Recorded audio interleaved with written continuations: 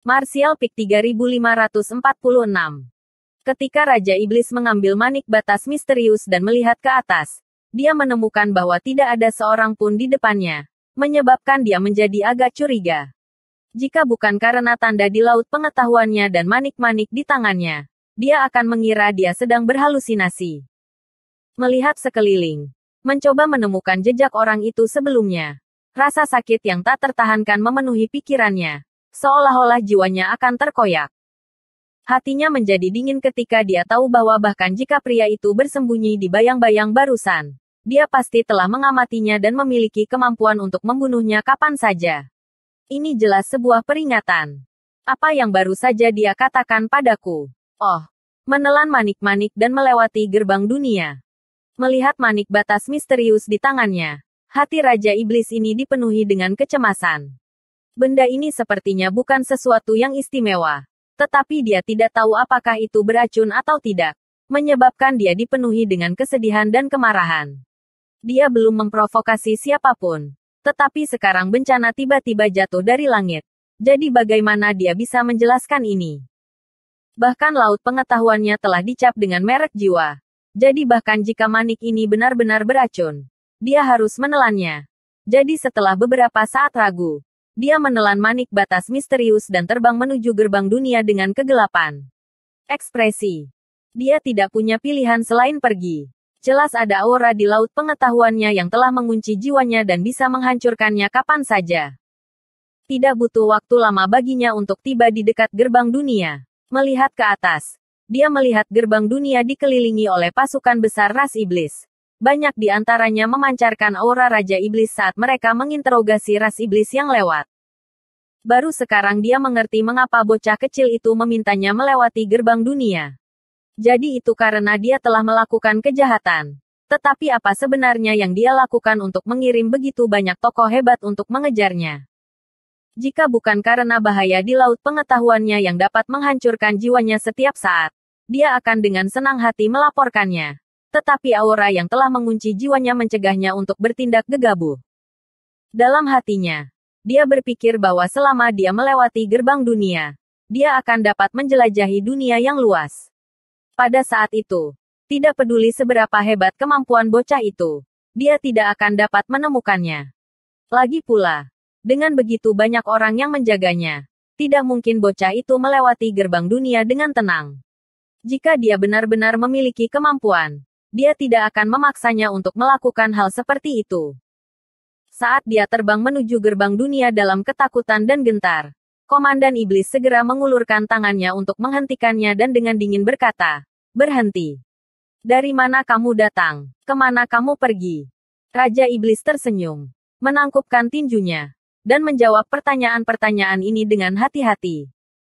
Komandan Iblis meliriknya sebelum mengulurkan tangan dan membuka gulungan di depannya. "Apakah kamu pernah melihat orang ini sebelumnya?" Memfokuskan matanya.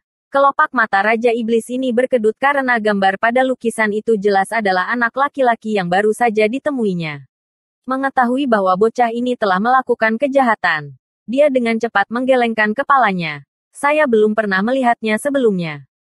Saat Komandan Iblis menyingkirkan gulungan itu, dia dengan ringan berkata, "Jika kamu melihat orang ini, segera laporkan kepada saya. Jika berita itu dikonfirmasi, kamu akan diberi hadiah dengan 100 Myriad Demon Pills. Jika kamu bisa menangkapnya, kamu akan diberi hadiah 100 pil iblis segudang." Mendengar ini, Raja Iblis mau tak mau berseru. Matanya memerah.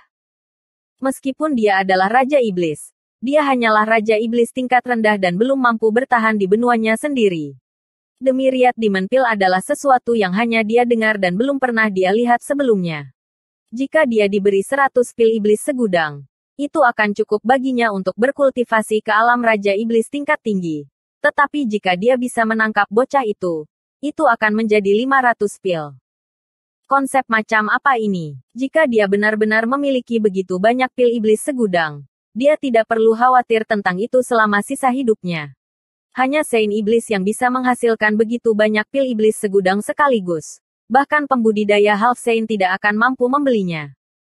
Dia tidak bisa menahan diri untuk menelan air liurnya. Hampir mengatakan bahwa dia tahu tetapi memikirkan hidupnya. Dia menelan kata-katanya. Meskipun Myriad Demon Pill bagus, seseorang harus memiliki kehidupan untuk memperbaikinya. Jika seseorang kehilangan nyawanya, apa gunanya Myriad Demon Pill? Dengan hati-hati bertanya, apa yang dilakukan anak ini? Komandan Iblis berkata, dia telah merusak rencana semua yang mulia. Dan sekarang banyak dari mereka bekerja sama untuk menangkapnya. Itu sebenarnya terkait dengan Saint Venerable. Dan itu terkait dengan semua Saint Venerable mendengar ini. Raja Iblis tidak bisa menahan keringat. Samar-samar merasa seolah-olah dia telah tersapu dalam masalah yang luar biasa. Saat dia terus maju, dia menjalani serangkaian inspeksi dan bahkan space ring-nya digeledah sebelum akhirnya diizinkan pergi. Dia diam-diam memutuskan bahwa selama dia melewati gerbang dunia dan memastikan keselamatannya, dia akan segera mengirim seseorang untuk memberitahu mereka. Jika dia tidak bisa mendapatkan hadiah 500 pil iblis segudang, dia setidaknya bisa mendapatkan 100 pil, kan? Beberapa saat kemudian, dia melewati gerbang dunia dan tiba di benua lain. Melihat sekeliling dengan curiga, dia mengertakkan gigi dan berkata, saya sudah menyelesaikan apa yang kamu minta saya lakukan. Apakah ada hal lain? Lingkungan menjadi sunyi dan tidak ada yang menjawab. Hahaha. Aku tahu bocah kecil ini tidak akan bisa melewati gerbang dunia bersamaku. Raja Iblis ini sangat gembira. Dan setelah sedikit mengidentifikasi arah yang dia tuju, dia dengan cepat terbang ke arah tertentu. Matanya menjadi merah seolah-olah dia telah melihat 100 pil iblis segudang melambai padanya. Tetapi pada saat ini, dia merasakan sedikit rasa sakit di laut pengetahuannya. Sosoknya terhuyung-huyung dan dia hampir jatuh dari langit. Setelah menstabilkan dirinya, dia melihat sekeliling dengan keringat dingin yang menetes dari dahinya. Mustahil. Ini sudah menjadi benua lain. Jadi bagaimana metode bocah kecil itu bisa mempengaruhiku? Mungkinkah dia ada di dekatnya? Tapi itu tidak masuk akal. Jika dia benar-benar bisa melewati gerbang dunia tanpa ada yang memperhatikan, mengapa dia membutuhkanku? Saat dia mulai curiga, rasa sakit di laut pengetahuannya sedikit meningkat. Menyebabkan dia berteriak ketakutan. Aku tidak mengekspos keberadaanmu. Ayo bicara. Saat suaranya jatuh, rasa sakitnya juga hilang. Tetapi sebelum dia bisa menarik napas, rasa sakit itu kembali. Setelah mengulangi proses ini lagi, Raja Iblis juga kelelahan dan berkata dengan wajah sedih, apa yang kamu inginkan? Katakan padaku. Berhenti menyiksaku. Tidak peduli siapa yang berjalan di tepi hidup dan mati. Mereka tidak akan merasa baik. Krisis semacam ini di mana jiwa seseorang dapat dihancurkan kapan saja hanyalah siksaan besar. Namun, tidak peduli bagaimana dia mencoba mengatakan yang baik, bocah itu barusan tidak menanggapi. Setelah waktu yang lama, ekspresi Raja Iblis tiba-tiba berubah saat dia membuka mulutnya dan meludahkan manik yang telah dia telan sebelumnya. Ekspresi kaget dan ragu muncul di wajahnya. Ketika manik-manik ini dimuntahkan, sesosok melintas di depannya dan sosok yang telah menyiksanya tiba-tiba muncul di depannya. Pada saat ini, wajah Yang Kai juga dingin saat dia mendengus ringan. Saya pikir kamu belum membuka mata kamu. Jika orang ini tidak mengeluarkan manik batas misterius, Yang Kai tidak punya pilihan selain keluar dari tubuhnya. Mengatakan demikian, dia menyingkirkan manik batas misterius. Mata Raja Iblis melebar saat dia menatap Yang Kai. Lalu pada manik batas misterius, tergagap, kamu. Yang Kai berkata dengan wajah datar, kamu tidak perlu menyibukkan diri dengan urusanku. Saya harus pergi ke benua Cloud Shadow, dan melihat kinerja kamu sekarang. Saya akan membiarkan kamu membawa saya ke benua Cloud Shadow. Mendengar ini, hati Raja Iblis dipenuhi dengan kesedihan. Tetapi di bawah atap, dia tidak bisa menahan diri untuk tidak menundukkan kepalanya. Keluhan di hatinya semakin meningkat. Yang Kai mengabaikannya dan langsung membuang kereta kepala harimaunya, melambai ke arah Raja Iblis sebelum memimpin untuk menaikinya. Setelah Raja Iblis tiba, Yang Kai telah menetapkan rute dan mengedarkan kaisar Qi-nya, mengubah kereta menjadi aliran cahaya dan terbang ke kejauhan. Dengan pengalaman berkoordinasi satu sama lain, segalanya menjadi lebih mudah.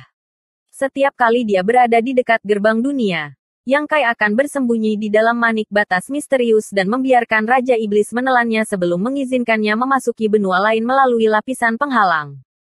Setelah tiba di tempat yang aman, Yang Kai melangkah keluar lagi dan mendesak kereta kepala harimau maju. Dengan cara ini, meskipun akan membuang banyak waktu, itu masih lebih aman. Tidak ada yang akan berpikir bahwa Yang Kai bersembunyi di dalam manik-manik dan menggunakan keamanan ketat ras iblis. Yuru Meng mungkin dapat melihat melalui ini, tetapi tidak mungkin baginya untuk berkomunikasi dengan Saint Iblis lainnya. Setelah 4 atau 5 hari, mereka akhirnya tiba di wilayah Yuru Meng. Berbeda dengan wilayah Demon Science lainnya, gerbang dunia di wilayah Yuru Meng tidak menunjukkan tanda-tanda dijaga. Ini mungkin satu-satunya tempat di seluruh wilayah iblis yang tidak dijaga. Ini membuat Yang Kai merasa sedikit lega. Baginya, Yuru Meng berbeda dari Saint Iblis lainnya. Setelah beberapa tikungan dan belokan lagi, mereka akhirnya kembali ke benua Cloud Shadow. Ini adalah benua Cloud Shadow. Tuan Yang, saya sudah menyelesaikan permintaan kamu. Bisakah kamu lepaskan saya sekarang? Setelah tiba di Cloud Shadow, Huolun menatap Yang Kai dengan wajah penuh keraguan. Meskipun dia tahu ada sedikit harapan, dia masih ingin memperjuangkannya. Setelah menghabiskan beberapa hari bersama, meskipun mereka tidak memiliki pemahaman yang mendalam satu sama lain, mereka setidaknya tahu nama satu sama lain. Yang Kai meliriknya dan bertanya dengan ringan, apakah menurutmu itu mungkin?